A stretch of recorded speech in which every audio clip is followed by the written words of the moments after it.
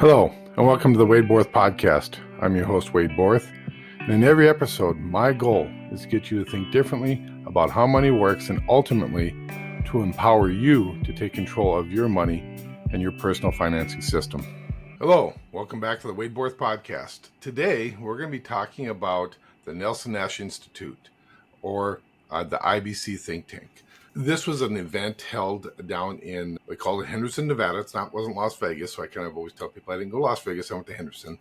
And it was an opportunity for us to grow as IBC practitioners. And really, it is a super event. And I would encourage clients, other agents, anybody that wants to explore this idea of IBC to go attend. It's one of the few user groups that I belong to for software in place else that opens themselves up to the public. You can come as a guest. It's really just a great opportunity to come and learn more about this idea of becoming your own banker or the infinite banking. Now, the Nelson Nash Institute is the company that runs it, the organization that runs it, and so we call it the NNI think tank or just the IBC think tank. So just if you hear me going back and forth, I wanted to explain that. But again, there's some great takeaways. And so hopefully over the next couple of podcasts, we're going to be talking about what are some of my big takeaways. There was a lot of really good information that came out of that. And I wanted to be able to share that with everybody, all the listeners, people that are taking the time to listen to this. So I'm going to try and make these a little bit shorter just so we can hit some key points. But again, anybody that's listening, if you think that you want to know more about this, take a look at the NNI. Look at that's where you find your practitioners. These are the people that are willing to commit to the concept of infinite banking by joining a group, which some people have a problem joining a group. I understand that completely. I understand that people don't want to be regulated. Completely agree. But what I love about it is we were there. The premise of the meeting was, let's rethink our thinking. That was one of Nelson's key points he would always make, is rethink your thinking. If you're not rethinking your thinking, you're going to be lost, because the world will move by you if you stick on your thinking, right? That's what he called the arrival syndrome. So I would encourage us to rethink our thinking and encourage us to think about what we were saying, what we were doing. And that's what I love about the Institute. And I love about getting together with all the other practitioners. We challenge each other, make sure that what we're saying is correct, what the process that we're doing is right. And any practitioner worth their salt, I think, should be attending this. And again, let's take a step back. If you're talking to somebody that's not on the infinitebanking.org website as a practitioner finder and they say they can do infinite banking, I would really question their commitment to infinite banking or being able to teach people what infinite banking really means, because they're obviously not committed to teaching themselves and committing themselves at a higher level and opening up their thoughts to other practitioners and say, here's my presentation, this is what we say, this is what we do, what are your guys' thoughts? And so it was a great exercise in understanding more about what infinite banking means to us, but really it challenges us to think a little bit deeper about some of the words we use and really some of the concepts we try to get across to our clients. So today I'm going to talk really about just one thing, and in future podcasts we're going to be breaking down some other key takeaways I got from the meeting. And so hopefully we can provide you some good content to going forward. This is just part one to that. Presenter, he made the point, he says, I got to read it here. It says, premium is a contribution to capital. And I started that and I wrote that in big letters. And I circled it because it was so important. So let me reread that one more time. Premium is the contribution to capital. Man, this makes so much sense to me. But when I shared that with somebody, they looked a little bit perplexed. So I thought I'd take this opportunity to kind of walk through what does that really mean.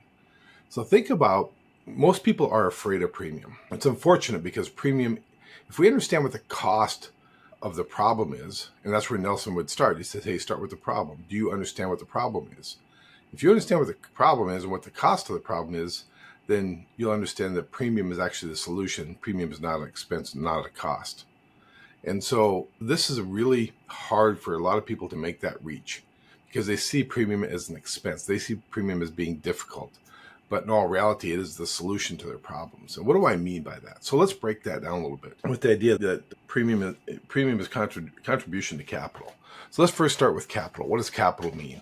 Capital means just it's money. It's either a human resource or it's money in my world, right? So that's kind of how I see it. It could be equipment as well.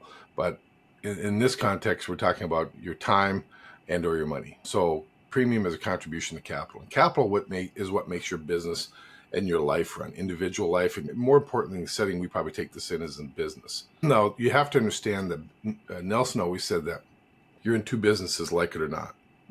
You're in the business, your everyday business of the back and forth exchange of time and money. It is the part of your life that has the most noise and what gauges you. So if you're getting a 1099 or W-2, whatever it might be, that is the first business you're in. The second business you're in is you're in the banking business. You're in the banking business if you know it or not. If you don't know it, there's an old adage that says if you don't know who the fool of the game is, you're probably the fool.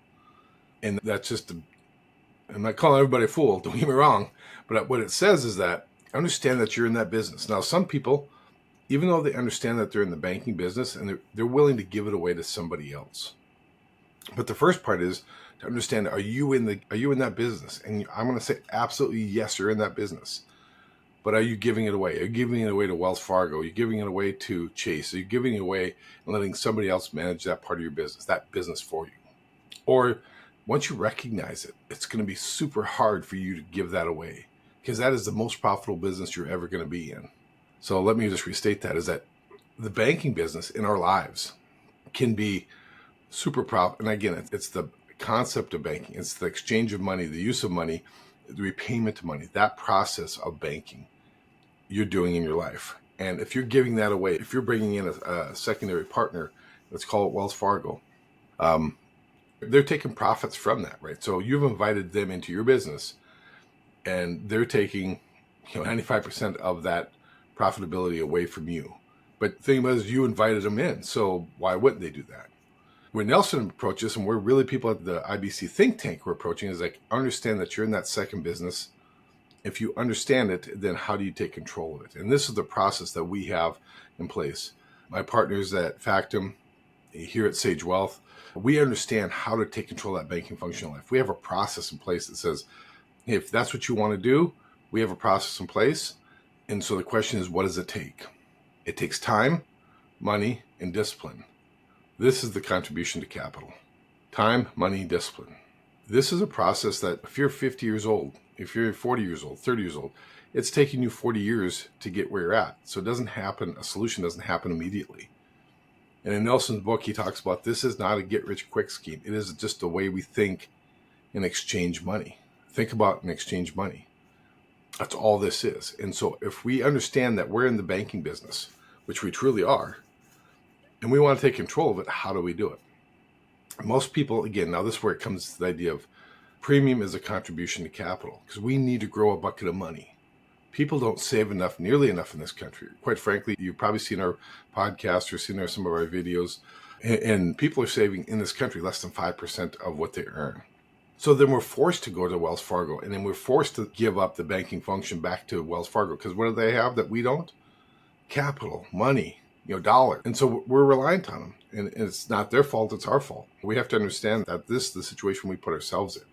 So that's the first part, is like, you got to build up this money over time. So you have to take time and build up capital. Now, what does that mean? Some people will take that to extremes, like, hey, I need my money, I need it so I can do real estate, or I need it immediately. Okay, well then put a bigger contribution in, right? Or how much money do you want in your system, and how quickly do you want it? That's really the question we should be asking. And then, what does that do for you? Think about that for a second. What is it you want to accomplish? We can build a system, but the question we're going to ask you is, how big do you want that system, and how quickly? All things are possible, so we can just go get it done for you, but we have a process that does it. And then once you have that system start to build, and you have access to capital now that you control, not Wells Fargo, you control it, now you can start setting the parameters around how that's going to be used. And again, we have a system, we have a process to help you walk through that as well. Because anybody that enters into that realm and tries to do it on their own is really doomed for failure. Just because I don't say there's a lot of potholes, but there are potholes that are out there, and there's a lot of frustration that's going to happen. So if we can help eliminate a lot of the frustration, avoid the potholes, it's going to make a much more pleasant experience, and an experience that you're going to want to be partaking in. So again, work with somebody. Work with us at Sage Wealth, my partners over at Factum Financial. Go onto our websites, take a look at who we are, what we do, and we have a process that allows you to plug into this process with knowledge and understanding from our end. We can bring that to the table, and it takes your commitment, your time and commitment and discipline to really make this thing happen. Again, we're not here to do it for you. The biggest difference between us and the traditional financial planning world is that we want to empower you to take control of the banking function in your life. And so just an understanding of that is so much different, because again, the freedom you're going to find and the joy and the control that you want is going to be by you becoming that person that can take these concepts and these ideas and instill them in your life and not depend on me to make it happen. I want to help facilitate it. I want to teach you. Give me 3 to 5 years of conversations back and forth, plug into our education, and you're going to be a master at this game. But 3 to 5 years for some people is a very long time. For some people, it's a short time. But we have to understand that nothing worthwhile typically happens real fast, right? How many people love diamonds? That process doesn't happen overnight. And so again, if you're 50 years old, it's taking you 50 years to get where we're at. So it's going to take some time to unwind what we had, cut our dependence on traditional banking services or the financing functions of banks, and replace that with our own family financing system. And that, again, it could happen overnight, but more than likely it's not. It's going to be a process of a build up, replace what you've been doing somewhere else to the point where eventually you're going to get to. That would be the ultimate goal, is that you control all the financing in your life. When your kids, yourself, never step into a commercial bank ever again. So when people talk about, I can do better at this place or that place, they're missing the whole point. And this is why I think people are afraid of premium. Premium is the solution. And sometimes the solution scares the heck out of us. How many people want to take the medicine the doctor prescribes? It scares the heck out of me sometimes. But when I look at the pain of not doing anything is way worse than the discomfort of doing something. So the pain of not doing anything, which is allowing us to go on exactly like we're doing, is way worse, 10, 100-fold worse than the discomfort of being disciplined, the discomfort of having to change our mindset, the discomfort of having to learn and understand that premium, and I'm going to read it again, premium is the contribution to capital, and premium is the solution to our problem. And so as we build this pool of capital, that's where we're going to find our freedom, and that's where we're going to find our control. So premium is a contribution to capital, and that capital is going to be the key to us finding the control and the freedom that we're looking for.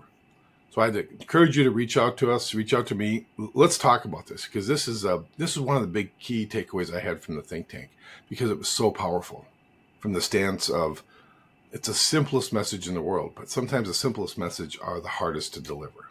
So again, let's embrace premium. Let's embrace this idea that we're going to contribute premium, which is going to grow our capital, our time, and our effort, and our money, and create this pool. So now that pool of money will help you take control of those things in your life that you're now giving away to somebody else, and they're making tremendous profit from it. Thank you.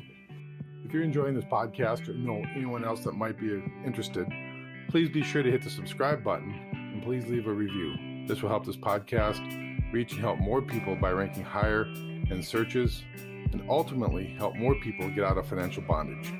And don't be afraid to share this podcast with your friends and family, as we can be easily found on Apple Podcasts and Spotify.